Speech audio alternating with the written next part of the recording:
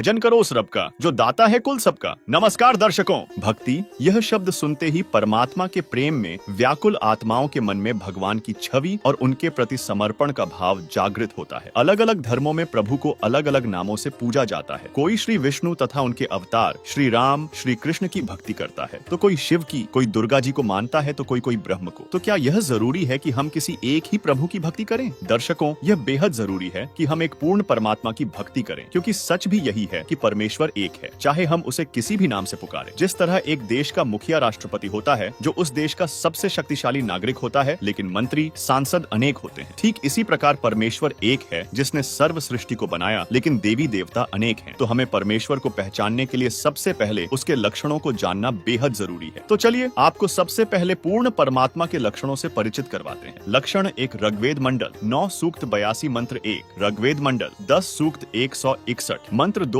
और ऋग्वेद मंडल 9 सूक्त 80 मंत्र 2 में बताया गया है कि परमात्मा अपने साधक के पाप नाश करके उसकी 100 वर्ष आयु बढ़ा सकता है। लक्षण 2, परमात्मा पूर्ण मोक्षदायक है। लक्षण 3, ऋग्वेद मंडल 9 सूक्त 82 मंत्र 1 में लिखा है कि परमात्मा ऊपर के लोक में राजा के समान विराजमान है, यानी देखने में राजा के समान दर्शनीय है। लक्षण 4, ऋग्वेद मंडल 9 सूक्त 86 मंत्र 26 में लिखा है कि परमात्मा यथार्थ अध्यात्म ज्ञान बताने के लिए अपने धाम से सशरीर पृथ्वी पर आता है और अच्छी आत्माओं को मिलता है। लक्षण 5, ऋग्वेद मंडल 9 सूक्त 1 मंत्र 8 के अनुसार परमात्मा शिशु रूप में सशरीर पृथ्वी पर प्रकट होता है और जल के अंदर कमल के फूल पर दिखाई देता है। लक्षण 6, ऋग्वेद मंडल 9 सूक्त 1 मंत्र 9 में प्रमाण है कि परमात्मा की शिशु रूप में परवरिश की लीला कुंवारी गायों के दूध से होती है। लक्षण 7, ऋग्वेद मंडल 9 सूक्त 96 मंत्र 16 से 20 के अनुसार वह परमात्मा जो तत्वज्ञान का प्रचार अपने मुखकमल से कवियों की तरह दोहे, चौपाई और कविताओं के माध्यम से करता है। इसी कारण उसे एक प्रसिद्ध कवि की उपाधि भी प्राप्त होती है, लेकिन वह वास्तव में परमात्मा होता है। लक्षण 8, ऋग्वेद मंडल 9 सूक्त 94 मंत्र 1 और मंडल 9 सूक्त 95 मंत्र 2 में लिखा है कि परमात्मा कवियों की तरह आचरण करते हुए पृथ्वी पर विचरण करता है और वाणी बोल बोलकर साधकों को अपनी भक्ति करने की प्रेरणा देता है। साथ ही वह मोक्ष मार्ग के यथार्थ नामों का ज्ञान कराता है। लक्षण 9, यजुर्वेद अध्याय 40 मंत्र 8, ऋग्वेद मंडल 9 सूक्त 93 मंत्र 2, ऋग्वेद मंडल 10 सूक्त 4 मंत्र 3 और गीता अध्याय 15 श्लोक 17 के अनुसार परमात्मा की कभी मृत्यु नहीं होती। वह सशरीर अपने सनातन परम धाम से आता है और वापस सशरीर चला जाता है, क्योंकि वह अविनाशी है। लक्षण 10, पूर्ण परमात्मा सर्वज्ञ होता है। लक्षण 11, ऋग्वेद मंडल 10 सूक्त 4 मंत्र 4 के अनुसार पूर्ण परमात्मा सच्चरित्र वाला होता है। दर्शकों, अब यदि हम वेदों के इन लक्षणों को ब्रह्मा, विष्णु व उनके अवतार श्री राम, श्री कृष्ण तथा शिव जी, दुर्गा जी और ब्रह्म की जीवनी से मिलान करें, श्री शिव महापुराण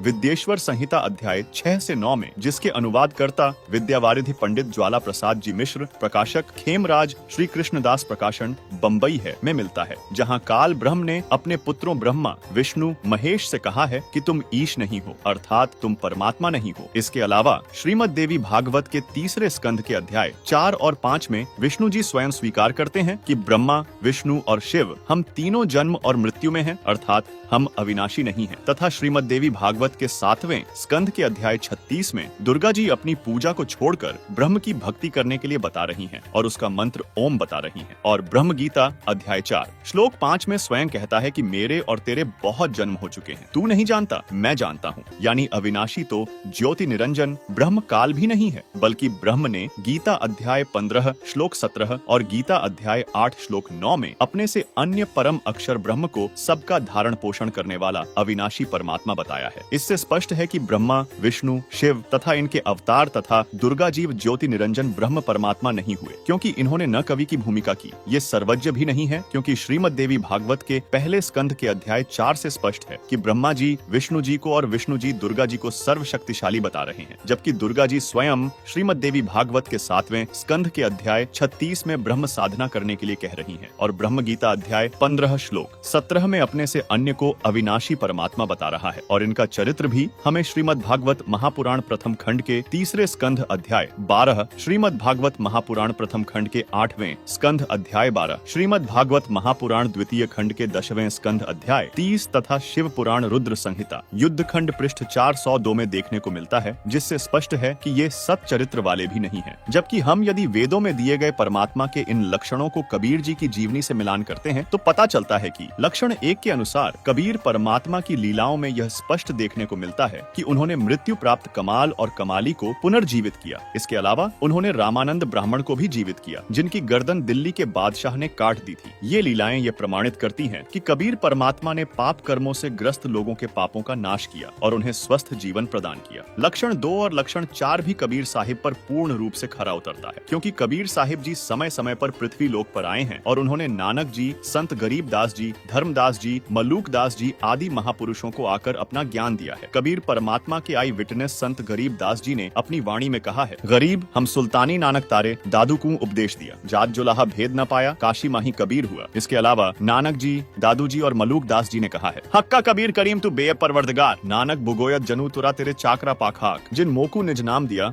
सोई सदगुरु हमार। दादू दूसरा कोई नहीं, कबीर सृजनहार, जपोरे मन सदगुरु नाम कबीर, जपोरे मन परमेश्वर नाम कबीर। वहीं संत गरीबदास जी महाराज की वाणी में प्रमाण है कि आदि रमैनी अदली सारा, जादिन होते धूंधू कारा, सतपुरुष कीन्हा प्रकाशा, हम होते तख्त कबीर ख्वासा। अर्थात कबीर साहिब जी राजा के रूप सतलोक में विराजमान हैं, यानी परमात्मा के लक्षण 3 पर भी कबीर साहिब जी खरे उतरते हैं। दर्शकों, यह सर्वविदित है कि कबीर साहिब जी नीरू और नीमा नाम के जुलाहे दंपत्ति को लहरतारा तालाब में कमल के फूल पर मिले थे, जिसका कबीर वाणी में भी प्रमाण है कि गगन मंडल से उतरे सतगुरु सत कबीर, जलज माही पोड़न किए दोहु दीनन के पीर। अर्थात लक्षण 5 से भी कबीर साहिब की लीला मेल खाती है। वहीं लक्षण 6 के अनुसार कबीर साहिब की परवरिश कुंवारी गायों के दूध से हुई थी, जिसका प्रमाण कबीर सागर अध्याय ज्ञान सागर के पृष्ठ 74 पर भी मिलता है। यह प्रमाण अमर ग्रंथ यानी सूक्ष्म वेद में भी है। गरीब अन्न ब्यावर कू दूहत है, दूध दिया तत्काल, पीवे बालक ब्रह्मगति तहाँ शिव भये दयाल। दर्शकों, यह तो सर्वविदित है कि कबीर जी ने कवियों की तरह आचरण करते हुए अपने ज्ञान को कविताओं, दोहों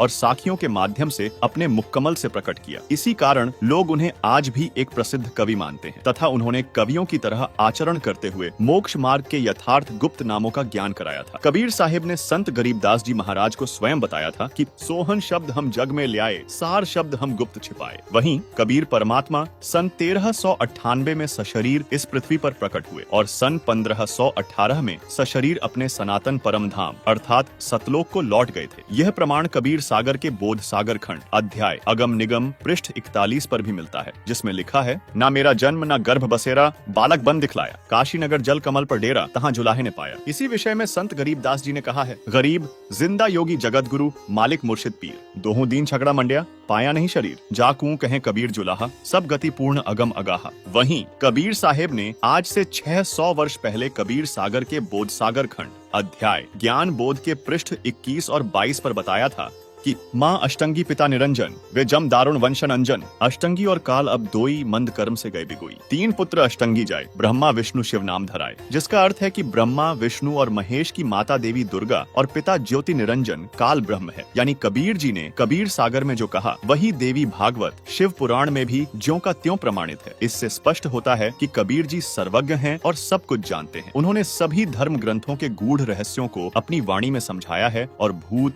भविष्य तथा वर्तमान में घटने वाली घटनाओं का विस्तार से वर्णन किया है तथा कबीर जी का चरित्र बिल्कुल पाक साफ है, वे सत चरित्र वाले हैं। यह भी सर्वविदित है, यानी वेदों में दिए गए परमात्मा के लक्षणों से कबीर जी की सभी लीलाएं मेल खाती हैं। इससे सिद्ध होता है कि वेदों अनुसार परमात्मा कबीर जी हैं। इसीलिए हमें इष्ट रूप में केवल और केवल कबीर परमात्मा की भक्ति करना चाहिए, जिससे हमारा मोक्ष भी संभव है।